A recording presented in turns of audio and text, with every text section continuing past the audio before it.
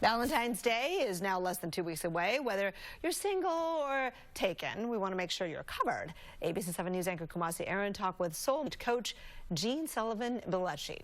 Yeah, she's guiding you through the next couple of weeks and hopefully beyond. First of all, this chair, you were looking like a whole Valentine's Day queen. Well, I'm all about helping single people step into their sovereignty, be the best version of themselves, so that they can attract somebody who really supports and elevates them instead of just tolerates them. That is true. It starts with how we feel about ourselves. And we think about like the pandemic. It was such an interesting time for dating. We're kind of on the other side of that. What's dating like these days? Well, there's a new dating trend that I'm really excited to see. A lot of people were complaining during the pandemic that everybody's being kind of fake and phony. And there's a new trend that Plenty of Fish has coined called bay reeling, where it's all about getting rid of the filters, stop trying to present a perfect version of yourself, and instead be 100% authentic. So in bay reeling, you feel like people are still kind of being a little fake, or you feel like bay reeling is when people are just being very authentic? Which one is it?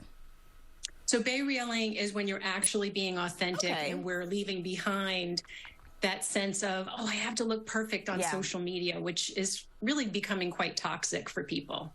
I love that. Okay, so let's talk about Valentine's Day. If you're a couple, what advice are you giving to people?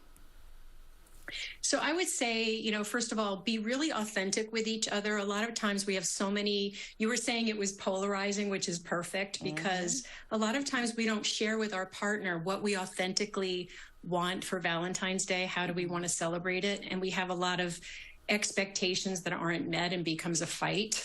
So, really just share with them what exactly you would like to do and do something that makes you both feel good, even if it means a little bit of a compromise. I love this. What about singles? Because I feel like it could be a little bit more dramatic for the singles. For single people, I would really recommend, if you're out there dating, take another look at your profile and how you're putting yourself out there. Are you being authentic, or are you watering yourself down? So I like to tell people to please fly their freak flag so that you get comfortable with scaring the wrong people away. That actually helps you to not waste so much of your time and actually really put all your needs and deal breakers out there, your genuine interests, so that even if you're worried that some of that stuff is going to scare people away, just recognize that's actually your secret sauce to attracting the right people. I like this idea, Jean, but is there like an instance of just like oversharing? Is there a line that you try to tell people to cross, or you just like put it all out there? Well, I would say that you don't want to be telling people about, really intimate details about yourself. You want to just be really authentic about, first of all, with your photographs. Take the filters off. Don't have everything quite so posed where you're sucking in your stomach and you look uncomfortable. People can tell that, and it makes you look unintentionally. If they don't know you, they might think you're insecure or even vain. And instead, have somebody who really loves and cares about you take some photos of you doing things you authentically love doing, which both shows who you really are and what life would be like. And also, it just feels more candid, it feels more natural, and it feels more inviting. I love that. And I want to talk about your event coming up for Valentine's Day. Oh, thank you. I have a free event online for Valentine's Day. It's at 9:45 a.m. in the morning. Get the day started right. I know Valentine's Day, especially for single people, can feel really, it just doesn't feel very good with everybody bragging on social media. So take a break from that.